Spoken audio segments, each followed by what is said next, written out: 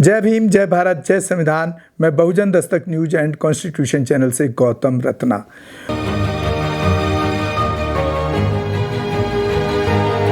और अभी मैं आपको जो ये संजय आप्टे साहब ने एक लेख लिखा है जो सोशल मीडिया से मैंने लिया है, तो मैं आपको वीडियो के माध्यम से, अपने चैनल के माध्यम से आज के हालात से आपको रूबरू करने की कोशिश कर रहा हूँ। हम बहुत कठिन दौर से गुजर रहे हैं। अगर इसे समय रहते नहीं रोका गया तो आने वाले दिनों में इस देश में अराजकता फैल जाएगी। सुप्रीम कोर्ट में देश के मुख्य न्यायाधीश पर चप्पल फेंकने की कोशिश की गई। चप्पल फेंकने वाला कोई बालक तथा पागल अपराधी नहीं है, एक 72 वर्षीय वकील जो मुख्य न्यायाधीश पर चप्पल फेंकने की कोशिश करता है, क्योंकि आपने हमारे धर्म का अपमान किया है। दरअसल मामला बहुत सीधा था। मुख्य न्यायाधीश ने बहुत ही सरलता से बात कही थी। मुद्दा क्या था? भगवान विष्णु की मूर्ति की एक पुनर्स्थापना का मुद्दा। दरअसल यह मंदिर पुरातत्व विभाग के अधिकार क्षेत्र में है, आर्कियोलॉजी सर्वे ऑफ इंडिया जो एक डिपार्टमेंट है। इसलिए अदालत ने इस याचिका को खारिज कर दिया। फिर भी संबंधित वकील की दलीलें जारी रहीं।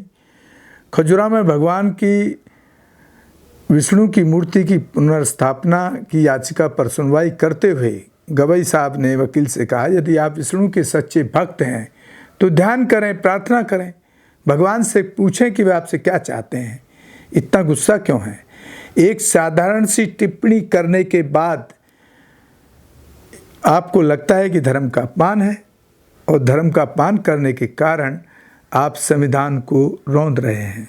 क्या आपको लगता है कि सनातन धर्म संविधान से बड़ा है क्या? यह कैसी मानसिकता है? क्यों? यही वह विचारहीनता है जिसने गांधी की जान ले ली।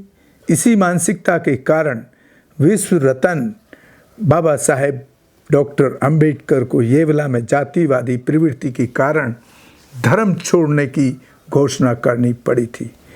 भूषण गवई भारत के प्रमुख न्यायाधीश हैं। उनका धर्म बौद्ध है। डॉक्टर अंबेडकर 1956 में विजयदशमी के दिन अपने लाखों अनुयायियों के साथ सीमा पार कर गए थे और उन्होंने हिंदू धर्म छोड़ दिया था। उन्होंने बौद्ध धर्म अपना लिया था। लेकिन अफसोस इस बात का है, उनके अनुयायी तो बहुत हैं, आज भी बने हैं, लेकिन वो बौद्ध धर्म को नहीं स्वीकार कर रहे हैं, अपना नहीं रहे हैं। बेशक बाबा साहब ने बात 21 साल पहले कही थी। 1935 में नासिक के पास येवला में आयोजित एक सभा में बोलते हुए बाबा साहब ने कहा था कि मैं एक हिंदू के रूप में पैदा हुआ हूँ, लेकिन मैं एक हिंदू के रूप में नहीं मरूंगा। यह कहने वाले बाबा साहब इस देश के पहले कानून मंत्री बने थे। वे देश के संविधान के निर्माता थे। अगर उस देश के मुख्य न्यायाधीश का मूल्यांकन उनकी पिछली जाति और वर्तमान धर्म के आधार पर किया जाए तो हम किस युग में हैं? बौद्ध धर्म अपनाने के बाद भी बाबा साहब ने कहा था, मैं पहले भारतीय हूँ और अंत में भी भारतीय हूँ। भारतीय ही मेरी अपनी असली पहचान है।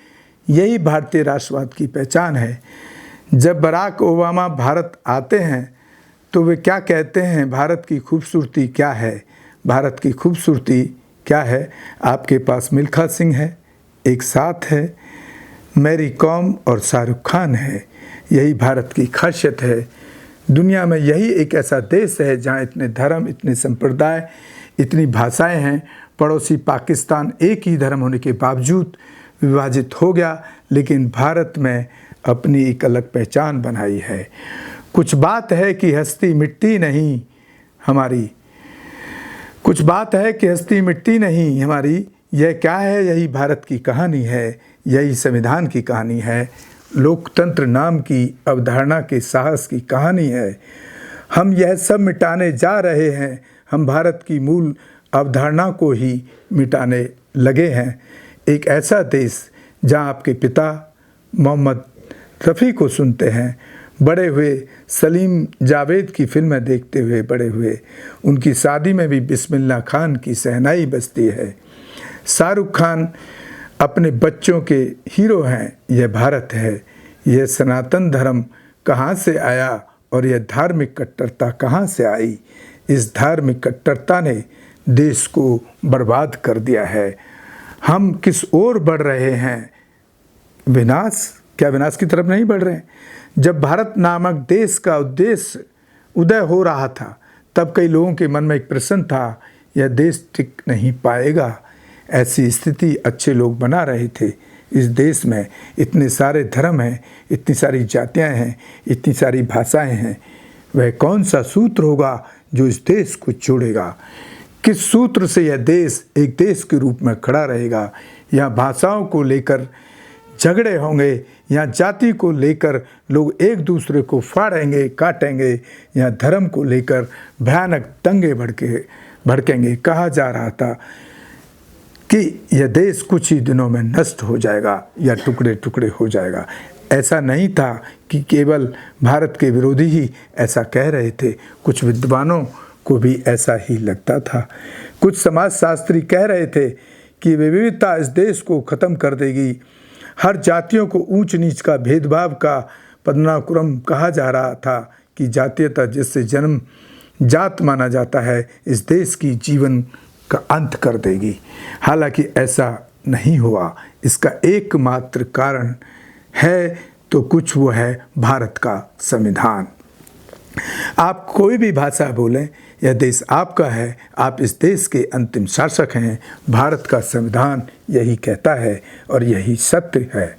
अहिंसा के बल पर आज़ादी की लड़ाई लड़ने वाले महात्मा गांधी ने इस देश को एक व्यापक आधार दिया। संविधान निर्माता बाबा साहब भीमराव अंबेडकर ने समानता के आधार पर पूरे देश का निर्माण किया और प्रथम प्रधानमंत्री पंडित नेहरू ने नियति से समझौता करके इस देश को एक नया सपना दिखाया। इसलिए देश इतनी दूर तक पहुंचा है।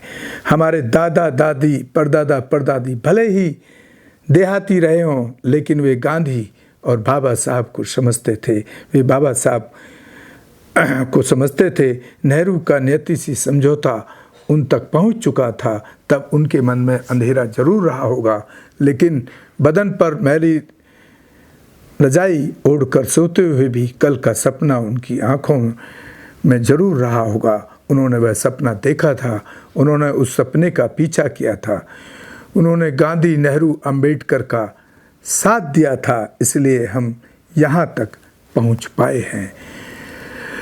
कहाँ गए हमारी आँखों के सपने? और बताओ हमारे दादा दादी की रजाई कहाँ गई? अरे भारत एक ऐसी ही रजाई है। विभिन्न भाषाओं, अनेक संप्रदायों, अनेक धर्मों के रंग बिरंगे टुकड़ों को इकट्ठा करके भारत नामक रजाई को सिला गया है। यह एक रजाई कितनी गर्म है, हम इस रजाई को बनाने निकल पड़े हैं। हम सब भारतीय भावना से रहने के बजाय हम धर्म के नाम पर कलह फैला रहे हैं। हम जाति के नाम पर एकजुट होने लगे हैं। हमने दूसरी जातियों और धर्मों का अपमान करना शुरू कर दिया है। भारत नाम की रजाई मीठी गरम लगती है, लेकिन अगर इसे नष्ट कर दिया जाए तो विनाश अवश्यंभावी है। आप चाहते हैं कि आपके बेटे बेटियों का जीवन अच्छा हो, भविष्य सुंदर हो, है ना? कौन चाहेगा कि उसके बेटे पोते धर्म, जाति और भाषा के दंगों में जलकर मर जाएं? ये संजय आपटे साहब का लेख है, बहुत अच्छा उन्होंने लिखा है। और इसकी सच्चाई जो मैं अब बयां करने जा रहा हूँ वो बड़ा तकलीफदेह है। ये इस तरह की जो चीज़ें जब से ज़्यादा फैली हैं, जब से इस देश के अंदर आरएसएस और भाजपा हावी है, क्योंकि उनका मकसद इसको हिंदू राष्ट्र बनाना है। और हिंदू राष्ट्र नहीं बनाना, बल्कि जो 15% की जो मनुवादी सोच की जातियां हैं उनको कब्जा इस देश पर दिलाने का उनका एक सपना है, जो पहले से रहा है। कई हजार साल से इनकी मानसिकता उस तरह की रही है। तो इसलिए इस तरह के लोग इस तरह की सोच रखते हुए इस देश को कहीं ना कहीं मैं समझता हूँ बर्बादी के कगार पर ले जा रहे हैं।